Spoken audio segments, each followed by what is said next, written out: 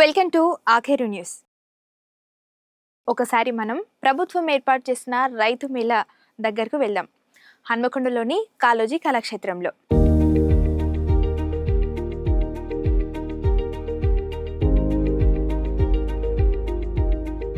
El Niño ప్రభావం వ్యవసాయ రంగం ఎంత దారుణంగా ఉందో అర్థమవుతూనే ఉంది. ఇప్పటికే చెరువుల నుండి మత్తలు దుంకాల్సిన సమయం ఇది. వరుణుడు కనించక చెరువు నీళ్లు లేక విలవిలలాడుతున్నాయి. ఎల్‌నిలో ఎఫెక్ట్ వల్ల మనకి వాటర్ ఎక్కువ ఉండదు కాబట్టి, so crop plus live stock అంటే ఏదైనా పౌల్ట్రీ, గోట్రీ లేదంటే షీప్ అలాంటి పర్టిక్యులర్ సిస్టంలోని మనం ఎలా అయితే వ్యవసాయం చేసుకోవచ్చని ఫార్మర్స్కి చెప్పడం జరుగుతుంది. ఆ పర్టిక్యులర్ పంట ఏదైతే మనం పెట్టుకున్నా దానికి సంబంధించిన సిస్టమ్. సో ఈ పర్టిక్యులర్ సిస్టంలో మనకి ఫార్మర్స్ ఇక్కడ మ్యాక్సిమం మనకి పౌల్ట్రీ ఉంటుంది, అలాగే goat plus sheep farming system ఉంటుంది.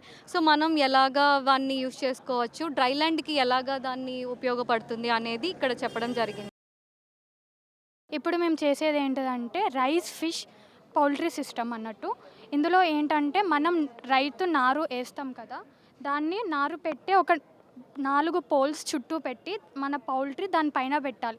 ఒక ఎకరానికి 10 ఇలాంటి సిస్టమ్స్ పెట్టుకోవచ్చు. ఇందులో నుంచి వచ్చే దీని కోడి పెంట అయినా ఏదైనా rice fish poultry system integrated farming సిస్టంలో ఒక వెట్లాండ్కి ఇది బాగా వాడతాం అన్నట్టు. దీని నుంచి వచ్చే కోడి పెంట అయినా ఏదైనా రైస్లో పడడం వల్ల నైట్రోజన్ అనేది బాగా అందుతుంది. ఇందులో ఇవి దీనికి కూడా ఆహారంగా వాడుకొని మనం దీనికి మాత్రం 6 నెలలు వచ్చే వెరైటీస్ అనేవి వేసుకోవచ్చు.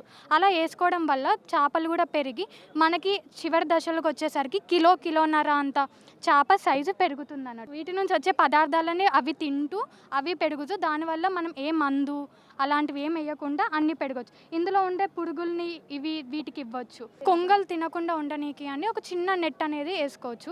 చేపలు వేసేటప్పుడు పాలికల్చర్ అని అంటాం. అందులో 3 రకాల చేపలు, ఒకటి పైన దశలో ఉండే చేపలు, ఒకటి మధ్యలో దశలో, ఒకటి కింద దశలో.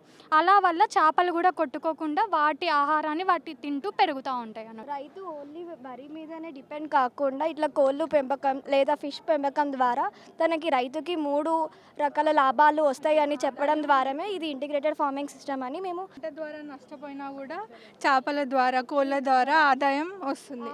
రైతన్న వర్షం కోసం ఆకాశం వైపు ఆశగా ఎదురు చూడాల్సిన పరిస్థితి ఏర్పడింది.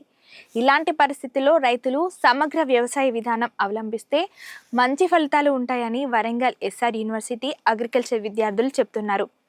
అసలు ఏంటా విధానం, ఆ విద్యార్థులు ఏం చెప్తున్నారో తెలుసుకుందాం. ఫామ్ పౌండ్ ఇప్పుడు ఎల్నినో ఎఫెక్ట్ అనేది మనం బాగా వింటున్నాం కదా. ఎల్నినో ఎఫెక్ట్ వల్ల వర్షాలు అనేవి పడకుండా టెంపరేచర్స్ అనేవి ఎక్కువ హై అయిపోతున్నాయి. మనం ఎక్కువ వాటర్ ఎప్పుడైనా ఉన్నప్పుడు ఇట్లా ఫామ్ పౌండ్స్ అనేవి కన్స్ట్రక్ట్ చేసుకుంటే వాటర్ అవైలబుల్గా లేనప్పుడు ఈ వాటర్ అనేవి మనం ఫామ్స్కి వాడొచ్చు అన్నట్టు. సో రెయిన్ కోసం డిపెండ్ అవ్వకుండా మనంతటా మనం ఇట్లా ఫామ్ పౌండ్స్ అనేవి చేసుకోవచ్చు అన్నట్టు. ఫామ్కి మన క్యాటిల్కి రెండింటికి వాడొచ్చు. And present government also taking initiation regarding this farm ponds. So they are trying to implement at least 2 farm ponds in a village. 2 గుంటాస్ అనుకోండి, 12 into 12 మీటర్స్ అట్లా ఏరియాని బట్టి మన ఫామ్ ఎంత ఏరియా ఉంది, మనకి ఎంత రిక్వైర్మెంట్ ఉంది, దాన్ని బట్టి వీ కెన్ కన్స్ట్రక్ట్. మొత్తం భూమిని మనం అంటే మనకు అవసరమైనట్టు వాడుకోలేము కదా సో అట్లా మనం వాటర్ అనేది సేవ్ చేసుకోవడానికైనా అట్లీస్ట్ అది తీసుకున్నాం అనుకో, ఫామ్ పౌండ్ అనేది తీసుకుంటే వాటర్ అయినా స్టోర్ చేసుకొని ఉన్న ల్యాండ్ని యూస్ఫుల్గా మంచిగా ప్రాపర్గా వాడుకోవచ్చు.